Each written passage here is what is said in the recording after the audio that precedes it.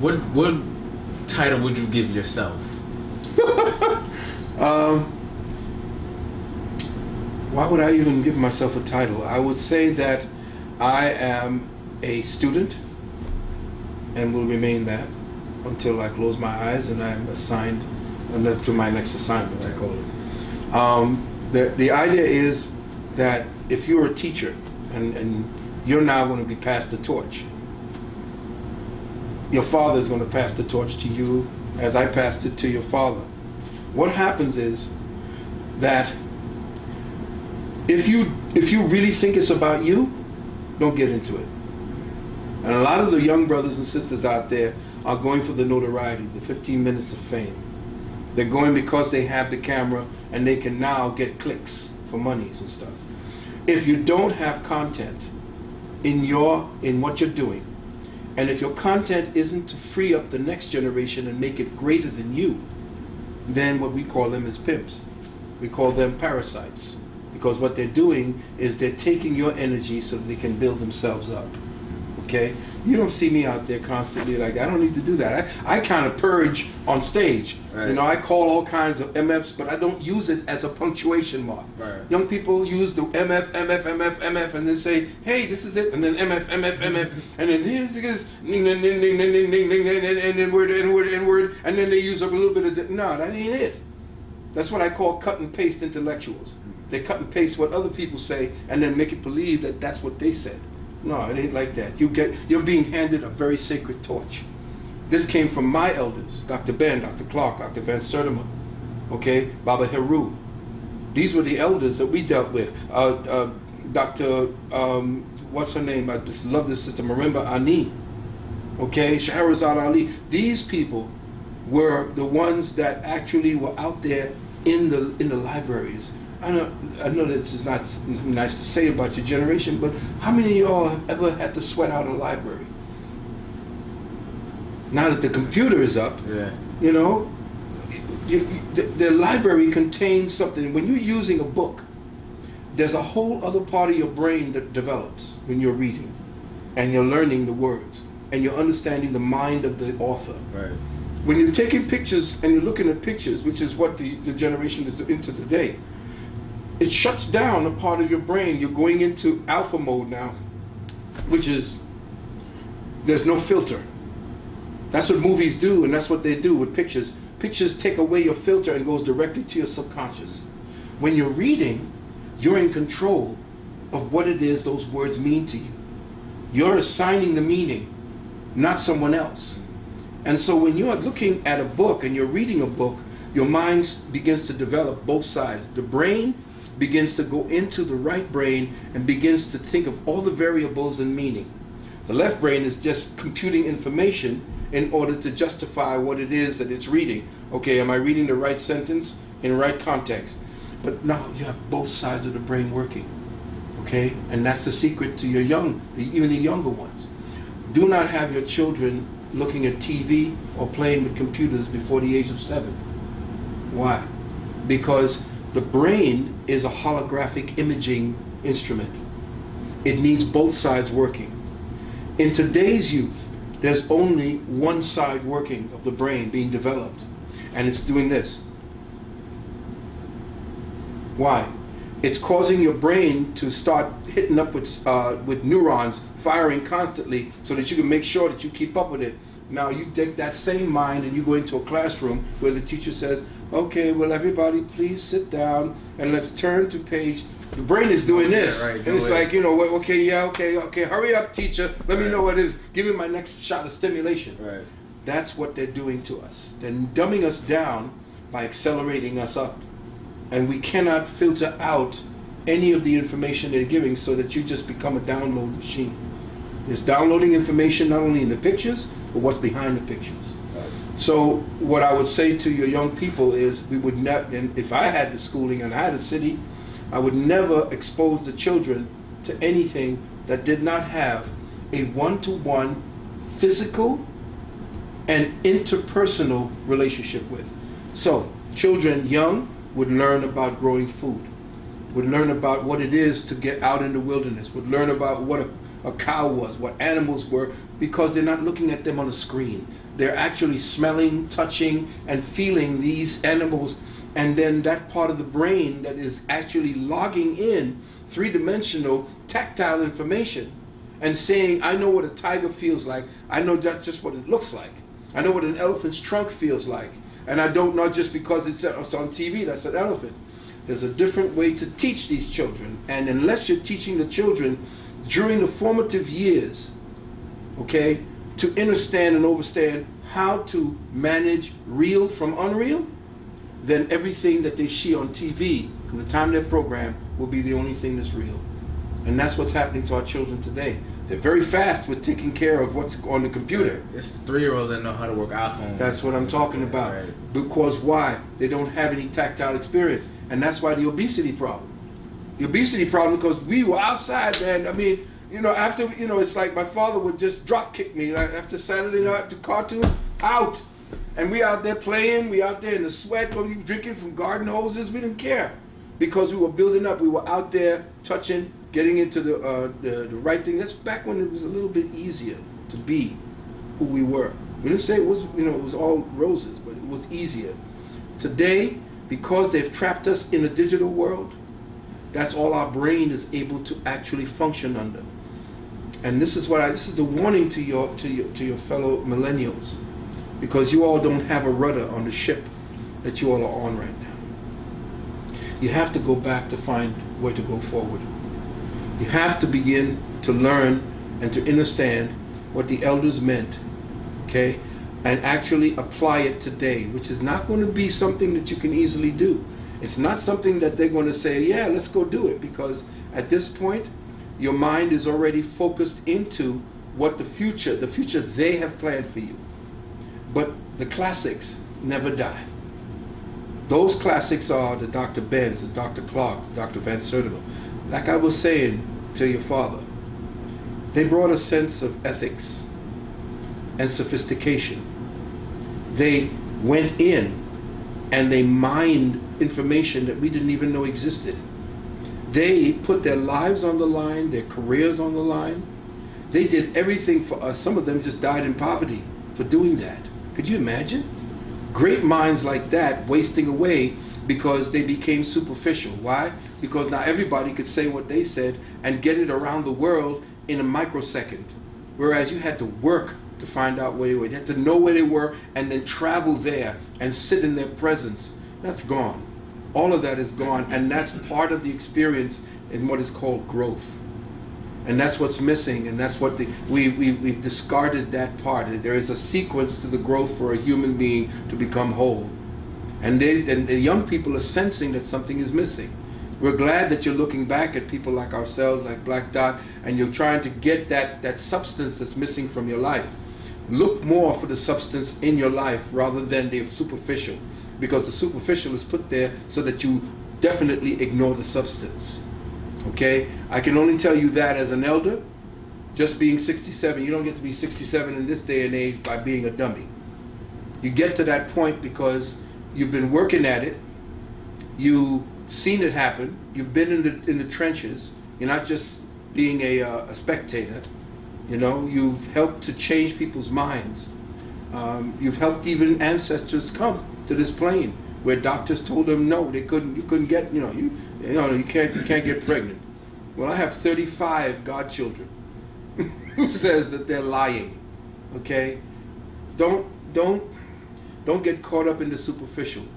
Brothers like this, Brother Malcolm, these are the brothers that are searching for your tomorrow. What is it and how is it going to look tomorrow? And again, nobody's here forever. What is the truth. That'll always come around again. You keep trying to shove it down, suppress it, it'll pop right up. Because just as much as you crush that coal, the harder you crush that coal, the more you make it into a diamond. Yeah. But go ahead. I'm sorry. I like to pontificate. I know, shut me down. No, it was a great point because every time me and my father talk about things, he goes, "I remember sitting in lectures for 8-9 hours and things like that." And I'm not gonna lie. Every time he says that, I just get nightmares. Like 8 hours in one place. Like how?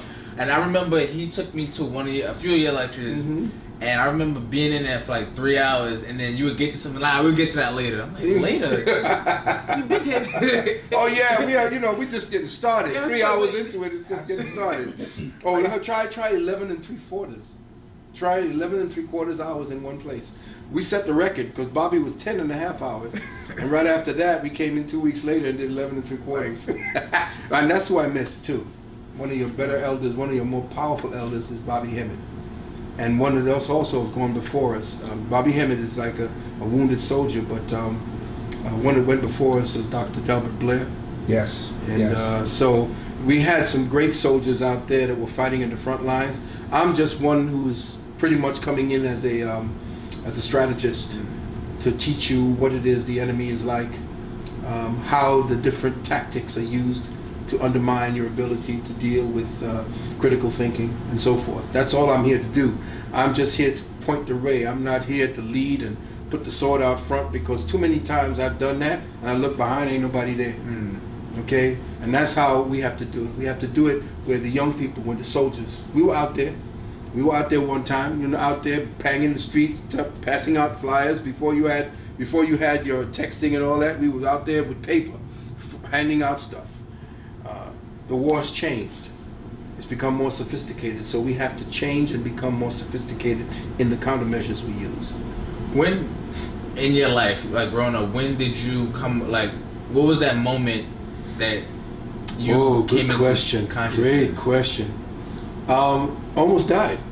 Well, I died once, and I know that's something that people don't really want to hear about it. When I was 7, and that's another story. But at 19, going into 19th year, I was suffering from a condition based on me being vaccinated. I was super vaccinated back in the West Indies because they believed in that, and that crippled me, one of my parts of my body, and I'm not going to tell anybody that. But what happened was I got crippled. I was on my way home, and I got an attack. And I was on one knee hanging onto the fence a block away from my house on Carroll Street.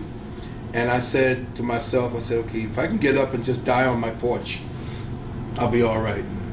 But if I can live through this, I promise that I will teach and I will give to the people what it is that I've learned. And as soon as that happened, it wasn't more than a month later that I was turned on by someone. I could always try to remember who it was, but they told me about a man named Kanya Kakumba, who had a tree of life on 125th Street and Lenox Avenue. It was called University at the corner of Lenox Avenue, UCLA. Oh, wow. UCLA, New York, we call it. And in there were books. And being raised in Obia when I was young in Trinidad, because light skin, still Trinidadian. You hear that? All right. But when I heard about this bookstore and I went in for the first time and met him, I met with somebody who was a Wall Street stockbroker who gave it all up and turned into this book and had this place. And every day I could get my coins together to travel up to Manhattan, I was there. And I read books, copious books, and you wouldn't believe it. I even took a course in speed reading. Ended up reading 3,500 books. Wow. Right? Of course, the speed reading, it helped.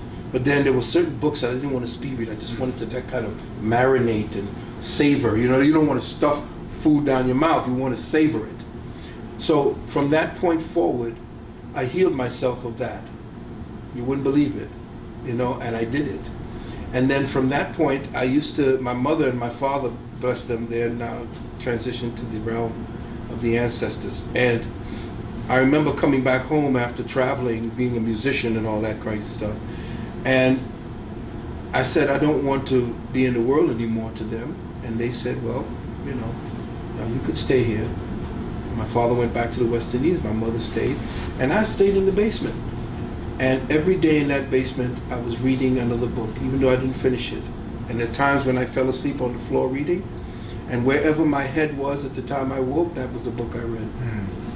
So I was in the middle of it all. I was being prepared for something. Right. And, I didn't know what it was. But then after a while, when it would get warm, I would go out, 6 o'clock in the morning when it was bright and it looked like the sun was coming up, And I would sit on the porch, you know what it looks like in Chacal Street, and people would be walking by to their work, and I would be saying, you know, hey, how you doing? So how you feeling? They say, well, I got a little something, well, my back hurts and so forth. So I would say, well, try this, try that.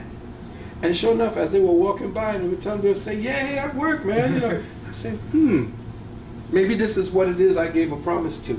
So I gave up pretty much everything. The music business kind of died. People were robbing our music, stole it. A lot of times we were sabotaged. We had big deals getting ready to happen, and then it would crash. And I would say, well, God, we're right there. What happened? Well, that's not what we're supposed to be doing. So what happened? I began to do the work and talk to people. And then I met with someone back then who, after my first wife had gone, we had split. Then I met with Queen Afua. And she had her place on Nostrand Avenue. And so we began working together for a while, business-wise. And then eventually, you know, we married. But that's when we began building it up, because I knew Gary Bird. And I had somebody who knew Gary Bird, and we began going on the radio. And then Gary Bird used to be pushing us out there. And before we knew it, we had all of Harlem, we had all of Brooklyn, we had everybody would be coming to the Heal Thyself Center. And we would be throwing down with our conscious, you know, things. But then after that, she and I split, and then we had it over in at my home on Carroll Street. And somebody put out that AIDS was coming, you know, AIDS was this and HIV was that. So after I told them that was a hoax, and they kicked me off of LIB. And after they kicked me off of LIB, I said, well, you know what? People need to know. And that's when, in 1989, I started something called the Gathering of the Masters. And from 1989 to 1997, those years, we put on what actually became the conscious community. Because that's where we introduced Bobby Hemmett. Bobby Hemmett was introduced into Brooklyn, New York, through the Gathering of the Masters. See, I'm giving you a little bit of history now, and your father knows what time it is. And then that began to grow, because people began coming in and saying, could we film, could we film? And it was Bert, remember Bert? Sister Bert. Sister Bert Lockett. She was one of the first people to chronicle the conscious community, the real one, not this perpetrating nonsense you see out here, the real one, the one that started it. So she's the one who actually did the work on doing that, and then Minister Clemson Brown was doing the conscious community from the elders' side, from the Dr. Benz, the Dr. Clark. He has the greatest collection, what would be the Alexandrian Library of our indigenous, black, whatever you want to call us, African, American, whatever. He has film that would be the Alexandrian Library. I went down in his basement. Every part of his basement is stacked with film of the great peoples and places he's traveled to listen to people. And so these are the people that I, you know, nurtured myself on. I sat at the feet of Dr. Clark, and he was my mentor, as well as Brother Kaba Hiawatha. I sat at the feet of a man named Krishnamurti. You get to know him somewhere down the line. And I learned from him his philosophies. I liked him because he didn't take no joke. I took my Shishi style from him and from Steve Coakley. Steve Coakley was no joke either. That's another one of the masters who actually exposed the boule and all the fraternities and everything. So, you know, there's a rich heritage that a lot of the superficial chroniclers who are doing what you're doing, but turning it into this circus. There is a rich history that's becoming a twistery, I call it, that you and your brotherhood and sisterhood need to keep intact, because these are going to be treasures later on. Right. When everything else shuts down, they're going to be looking to you. What's the next thing that you got? What else is? Well, who else are you knowing? Who else you think that we can listen to? Because your credibility is going to rise if you stay. Don't look for the flashing lights and the circus and all of the fireworks. Do this, 1-to-1. It works each time. Okay.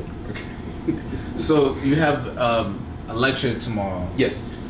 On transhumanism. Do you a sneak peek of what is what that is going to entail for the people? Well, again, as I said in many of my other lectures, that because this is part 2. Yes, part 2. Right. Right. And my father told me he was at part 1. Oh He yeah. said it was legendary. Yeah. So. Well, give thanks. Give thanks. What happens is that I find that my work is to provide the necessary countermeasures in the way of language and semantics, and through semiotics, which is symbolism, with the PowerPoints. That's my semiotic contribution to the semantics that I add to that picture. What I want to do is, I find that as I go along, a lot of brothers and sisters who contact me say, I don't know what, they say this, they're saying this, and they're doing this, she's doing this, he's doing this, he's saying this, she's saying this, but they don't have a countermeasure. They don't know what to say back to shut down that argument. Because these arguments that tend to do more to undermine us as a people, there is no one that has studied the backstory that gives them the legitimacy for what they're talking about. There are many people, and this is the information does not just belong to us. It doesn't belong to black, white, blue, yellow, green, or whatever. The truth is out there, and the thing is that there are people representing it to some extent. There are people representing it to the rawest extent, and there are people who don't want to represent it at all. They want to represent what they think is the truth. What you have to do at this point, and this is what you're doing at this point, and I felt that I need to do, was to allow those who think that know that something's wrong to have the argument to spit back at them. If you don't know what to say when they give you the narrative that has been scripted for them to say, and using their emotions because they either have a relative or a friend, you have to be able to get past that and get right to the core of their reasoning and logic, which is very difficult nowadays because everything is motivated from the feminist point of view, which is to deal with feelings rather than logic. See, and feminism has its own type of logic that's based upon, some kind of twisted thinking based on some kind of twisted feeling, and they don't see it that way. And the most dangerous person is the one who thinks that they know exactly what it is feminism is, or what transgenderism is, and they'll be like rabid dogs to actually just go sick them. And so they'll just give you the narrative, and with enough money and enough people who's saying, you're so intolerant, you're just a bigot, and then all the words they created, homophobic, transphobic. These are words that they created in order to give themselves validity and to protect their own perversity. Well, I have words that I'm going to introduce tomorrow. Okay? Words I coined. And I even have definition, noun, pronoun. So as if they can create them, why can't we? Right. And that's what I think teachers need to do nowadays. I know that there are brothers out there like, what is it? No, not hetero, straight black pride. Straight black pride. They have to develop a counter language. There has to be a language that puts that in check. In other words, when you are playing chess, they move your pawn, because that's all that they're playing with now. Right. Okay? They're just playing with the pawns. The kings and everybody are laying back to see what the pawns can do. Can the pawn get to the other side? Well, right now, guess what? The pawn has gotten to our side and made them kings and queens. Queens more than they are kings. They've turned the queens into kings and the kings into queens. Why? Because the pawns are back there now and they're supporting that madness. You understand? Right. So what you have to do is meet the semantics and the semiotics with counterbalances so that you can give legitimacy to those who are being pushed into the closet because we don't know what to say. They're taking your jobs and they're threatening you. They're doing all this. Okay, you're supposed to be all about tolerance. Yet still, you can't tolerate me telling you I don't think that you're so-and-so. And you're supposed to be about accept me for who I am. Well, wait a minute. You just cut off your penis. You didn't accept who you were. So you want me to accept you now, and you couldn't accept yourself back then. Why? Because you're twisted in the brain, and you think that I was born this because they told you there's no such thing as gender. Gender is selective. Now, I worked at Barnes and Noble for like a hot month after I graduated, and they have a section for kids. about homosexuality, lesbian, everything. Gender fluid, they call them. Bugged me out. Yes, gender fluidity. Bugged me out. Where did that word come? Gender fluidity. What the hell does that mean? You know, it means that I can tell you. In other words, and they even leave it up. Now, before, you had to reach the age of reason to know that, hey, you were reasoning. Okay? Now you could be 3 years old and they tell you, well, I knew, this is a dude now, a young boy, by 12, 13, I knew I was a woman, a girl, at the age of 3. What? You didn't even reach the age of reason yet. And yet still you knew? My son, Amen, at one time, at 1.5, 2 years of age, when he began to walk, he put on one of his mother's shoes and one of my shoes and was trying to walk on them, negotiating. I think he was 2. And I almost fell down. I had to catch him halfway on the steps. That means he was either bi or straight. No. He's 2 or 3 years of age. And how do you say that you're the one, and this is what they call projection in psychiatry, when you're psychotic. They call it cognitive dissonance, which is what white people suffer from. Right. But they also call projection, and the way they put all their sicknesses on other people so they could dehumanize them and therefore say, see, it's your problem, not mine. Well, this is what projection is. This is how these sick parents are saying that my child at 3, who's a boy, is actually a girl. You're projecting that, which is your sickness, onto the child, who's a blank slate that follows your orders. He cannot eat or drink or have any place to stay by himself. So he is your intellectual and psychological prisoner. So now you're telling me as a woman, because this is what lesbians are doing today, they're adopting little boys and raising them as little girls. They're actually mutilating them and castrating them and changing them into the, hey, listen, don't be angry with me. This is what's happening. There's a war on boys and a war on women, because now that men are the new women, who are women? What is a woman today?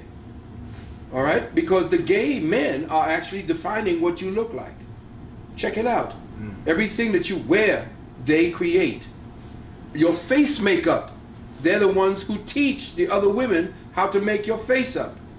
And them super big eyebrows, where do you think they created that from? Where do you think you girls with them gigantic eyebrows that look like you got two big mice sitting on your face? Why?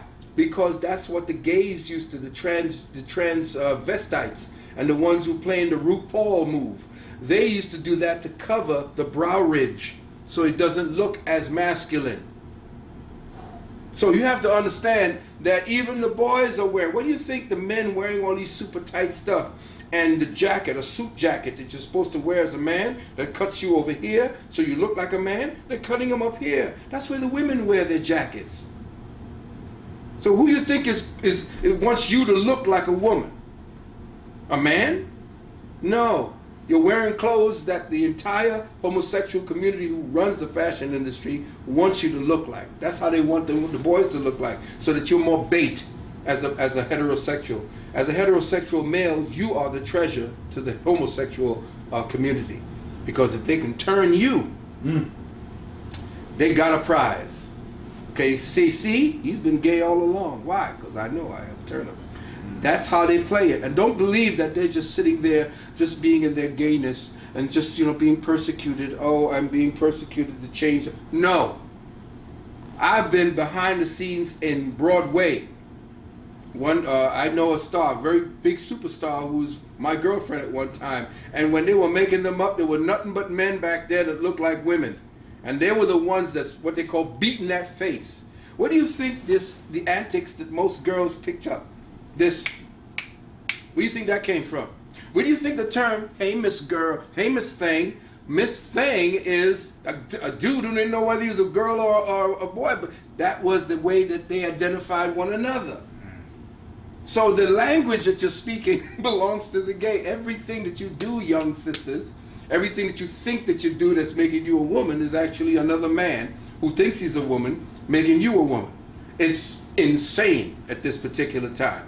But know that things are ab ordo ab chaos. We need the chaos in order to create the order that we want, the so-called New World Order. But again, this ain't preaching hate. I'm talking about you all who are in that community that's imposing yourself on us and telling us, like it or not, this is who we're going to be. Well, I look at it this way. A picture is worth 1,000 words. So if you're a man coming up in a skirt with high heels, looking at me and saying I'm supposed to look at you like that, and you're dressing like a woman because you're gender fluid, then I'm going to say, if you come at me and cross me, I'm not going to have anything to do with you. And it has nothing to do with me hating you. It's just that how could I hate, as a doctor for myself, how could I hate someone who's sick?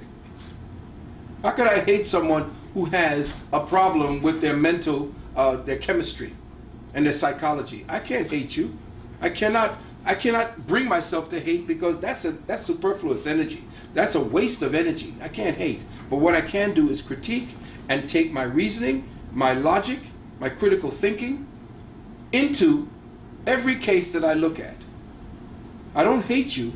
All I know is that they've opened the back door to the asylum, and they want me now to tell you that the inmates are the new people to form the new paradigm. No, it's not going to happen. Not from hate, but I'm going to let you know that if you become the predominant thought process, that we are heading towards an extinction. A scientifically planned out and instigated and implemented and funded form of extinction. With that, where can you be reached? Where can I be reached? You can reach me right here. No, I'm only kidding. Well, if we have certain services that we can help you with. We have consultations. My wife and I, we can help you with marriage, with your nutritional consultation. We have 2 schools, one for adults and one for children. We have the University of Commission Sciences for men and women, and we have the Institute for Self-Mastery for children 7 years of age, all the way up to high school. We definitely teach at home. We were the first to introduce this particular paradigm.